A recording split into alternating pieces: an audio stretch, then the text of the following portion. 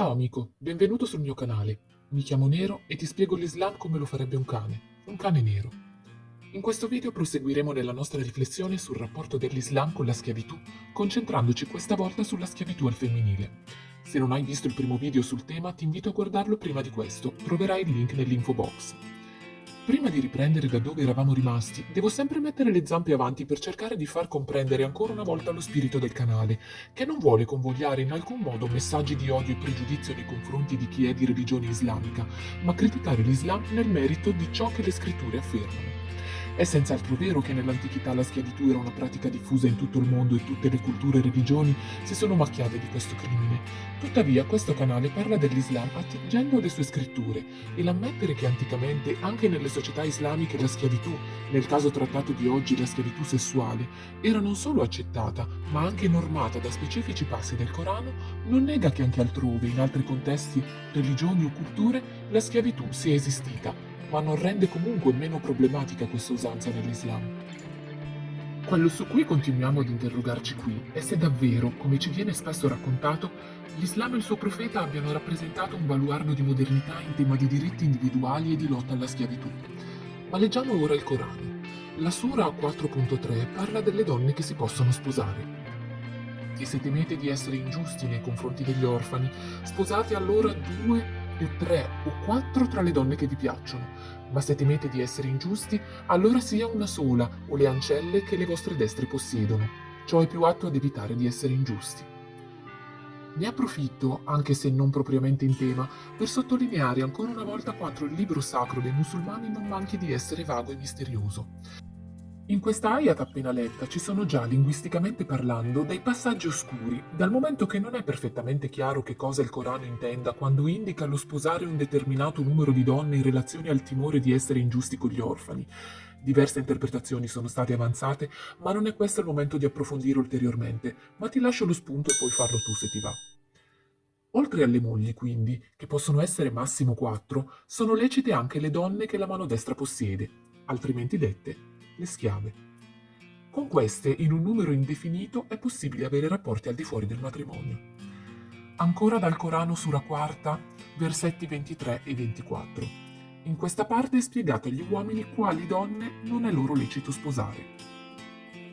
Vi sono vietate le vostre madri, figlie, sorelle, zie paterne e zie materne, le figlie di vostro fratello e le figlie di vostra sorella, le balie che vi hanno allattato, le sorelle di latte, le madri delle vostre spose, le figliastre che sono sotto la vostra tutela, nate da donne con le quali avete consumato il matrimonio, se il matrimonio non fosse stato consumato non ci sarà peccato per voi, le donne con le quali i figli nati dai vostri lombi hanno consumato il matrimonio e 2 sorelle contemporaneamente, salvo quello che già avvenne, che in verità Allah è perdonatore, misericordioso. E tra tutte le donne vi sono proibite quelle maritate, a meno che non siano vostre schiave. Questo è ciò che Allah vi prescrive. Nel Corano Sura 4, versetti 23 e 24, viene precisato che le donne da sposare devono essere nubili, eccezione fatta per le schiave sposate, il cui matrimonio evidentemente per Allah non vale nulla. Lo sento arrivare, però perché fare le pulci solo all'Islam e comunque ormai la schiavitù è stata abolita? Perché tirare fuori la questione ancora adesso? D'accordo, mi si potrà contestare che oggi nessuno, o quasi nessuno aggiungerei maliziosamente, schiavizza più delle donne per farne ciò che vuole, ma questa sorta di distinzione tra le brave ragazze da sposare, pure e approvate da Allah, e questa sorta di donne di serie B, in quanto schiave pagane, anche sposate, con cui ci si può divertire senza preoccuparsi di peccare, è agli occhi dell'uomo contemporaneo profondamente disturbante. Qui o la donna è santa o è una peripatetica, per non usare termini che potrebbero portarmi problemi di censura qui sul tubo. Insomma, niente di così rivoluzionario come pensiero, se ci pensiamo, rispetto al pattern delle religioni abramitiche. Niente poi di così divino, di così miracoloso, piuttosto qualcosa di terribilmente umano e in continuità rispetto ai valori di quel tempo, dal momento che sembra proprio esprimersi in favore delle pulsioni degli uomini a discapito di quelli delle donne, in assoluta attinenza ai ruoli, doveri e prerogative di uomini e donne del mondo antico. Anche in questo caso avremo modo di completare il quadro delineato dal Corano grazie ad alcuni hadith particolarmente preziosi che ci forniscono il contesto in cui la Sura 424 è, tra molte virgolette, lo vedrai, opportunamente scesa. Leggiamo dunque uno di questi hadith. Abu Sa'id al-Khudri riferì che nella battaglia di Hanain il messaggero di Allah inviò un esercito ad Autas e incontrò il nemico e combatté. Dopo averlo sopraffatto e fatti prigionieri, i compagni del messaggero di Allah sembravano astenersi dall'avere rapporti con le donne prigioniere perché i loro mariti erano politeisti. Allora Allah l'Altissimo inviò a riguardo e le donne già sposate, eccetto quelle che possiedono la tua destra, con riferimento al versetto 24 della sura quarta. Come possiamo notare, l'Hadith riporta l'episodio di vita del profeta nel cui contesto avviene la discesa del versetto coranico riguardante la permissibilità dei rapporti sessuali con prigioniere di guerra, sposate in questo caso. I guerrieri del profeta sembrano essere titubanti nell'avere rapporti sessuali con le donne appena catturate, come se poi fare sesso con prigioniere fosse un qualcosa che debba avvenire di default, e anche qui personalmente fa impressione vedere che gli esempi di guerra sembrano essere una prassi sempiterna e quel che è peggio, persino parte delle abitudini di un supposto santuomo e dei suoi seguaci. I soldati non si pongono problemi di opportunità del tipo «Ma le donne saranno consenzienti? È una cosa onorevole?» No, il problema posto è se sia possibile giacere con queste prigioniere in quanto sposate ad uomini che non appartengono alle religioni del libro, cioè politeisti. Ma il profeta che fa? Stigmatizza la pratica e consiglia loro di trattarle degnamente? No, a dire il vero qui non conosciamo l'azione intrapresa dal profeta, né sappiamo come si sia personalmente espresso in merito, ma è Allah in persona a rispondere ai soldati con commovente tempismo per premurarsi di decretare che possono avere rapporti con queste donne anche se sposate, tanto che sarà mai sono politeisti, tra l'altro come la mamma e il papà di Muhammad.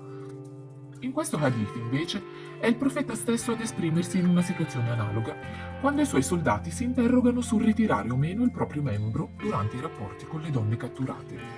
Immaginiamo quanto potessero essere consenzienti questi rapporti e pensiamo che l'unica preoccupazione di questi signori fosse se adottare il coitus interruptus oppure no, e non se fosse proprio necessario violentare una prigioniera di guerra, ecco. Muhayriz ha detto: sono entrato nella moschea e ho visto Abu Sa'id al-Khudri. Mi sono seduto con lui e gli ho chiesto se potevo ritirare il pene durante il rapporto. Abu Sa'id ha detto: siamo andati con l'apostolo di Allah nella spedizione a Banu al-Mustalik e abbiamo preso alcune donne arabe prigioniere e le desideravamo perché soffrivamo per l'assenza delle nostre mogli e volevamo un riscatto. Quindi avevamo intenzione di ritirare il pene mentre avevamo rapporti con le schiave. Ma ci siamo chiesti, possiamo ritirare il pene quando l'apostolo di Allah è con noi prima di consultarlo in merito? Quindi glielo abbiamo chiesto. Ha detto: non importa se non lo fai, perché ogni anima che nascerà fino al giorno della resurrezione nascerà. Narrato da Abu Huraira e Zayn bin Khalid. Il profeta disse: se una schiava commette rapporti sessuali illegali, flagellala.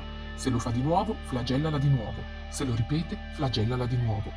Il narratore aggiunse che alla terza o quarta offesa il profeta disse: vendila anche per una corda per capelli. A quanto pare la schiava era sottoposta ad un controllo a 360 gradi da parte del proprietario, che poteva vantare dei diritti sul suo corpo e poteva avere da lei dei figli.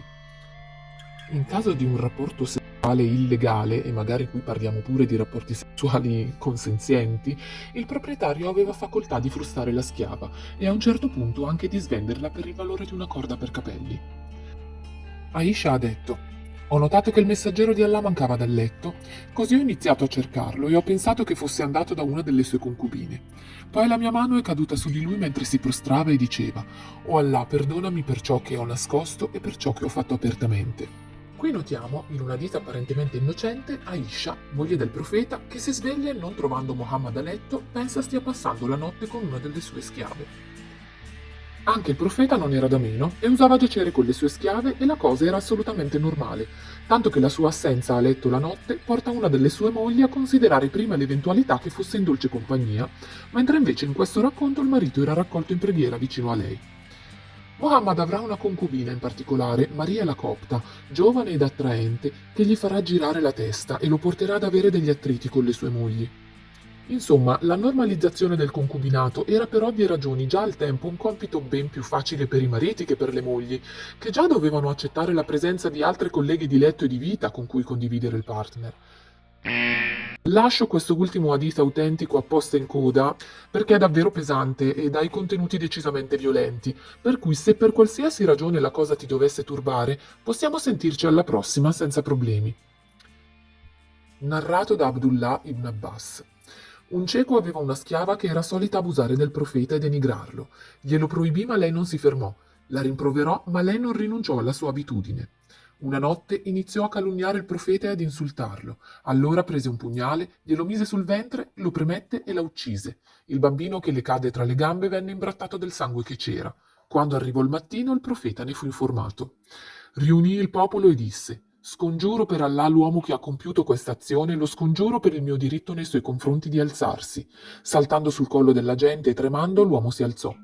Si sedette davanti al profeta e disse: Messaggero di Allah, sono il suo padrone. Era solita abusare di te e denigrarti. Gliel'ho proibito, ma non si è fermata, e l'ho rimproverata, ma non ha abbandonato la sua abitudine. Ho 2 figli come perle da lei ed è stata la mia compagna. Ieri sera ha cominciato a insultarti e a denigrarti. Allora ho preso un pugnale, gliel'ho messo sulla pancia e ho premuto finché non l'ho uccisa. Allora il profeta disse: Oh, sii testimone, nessuna ritorsione è dovuta per il suo sangue. Io non credo che qui sia necessario qualsiasi tipo di commento, ma dal momento che ho aperto un canale per questo direi che non mi possa sottrarre. L'uomo giusto, il profeta, colui che dirime le dispute con saggezza e buonsenso, nel momento in cui viene a sapere che l'assassinio di una schiava si è compiuto perché questa lo stava insultando, decide che non servano testimoni, nessuno sarà punito, nessuno sarà risarcito per il sangue versato.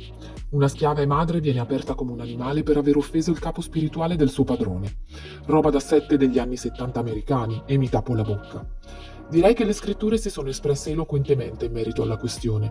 La condizione della schiavitù si sovrappone, come avrete notato, alla condizione della donna, al razzismo, vedi il primo video, alla giustizia sommaria e anche ad altri dogmi cari all'Islam come la questione del vestiario islamico che non ho ancora trattato. Giusto per darvi un'idea che non mancherò di ampliare in seguito, alle donne non libere non è concesso di coprirsi il capo. Ci sono degli hadith che devo andare a riprendermi e che probabilmente utilizzerò per sviluppare un video di approfondimento sul vestiario islamico dove si narra di una schiava che viene maltrattata da uno dei compagni di Muhammad perché ha scoperta di indossare il velo in pubblico come le donne libere. Insomma, la narrazione che ci parla delle migliori condizioni di vita degli schiavi in seno all'Islam sembra poggiarsi su basi assai fragili. Per oggi finiamo qui. Il prossimo video sulla schiavitù racconterà la storia di Safia, una delle mogli del profeta, inizialmente catturata a seguito di una spedizione militare. Grazie per essere stato con me fin qui. A presto, Nero.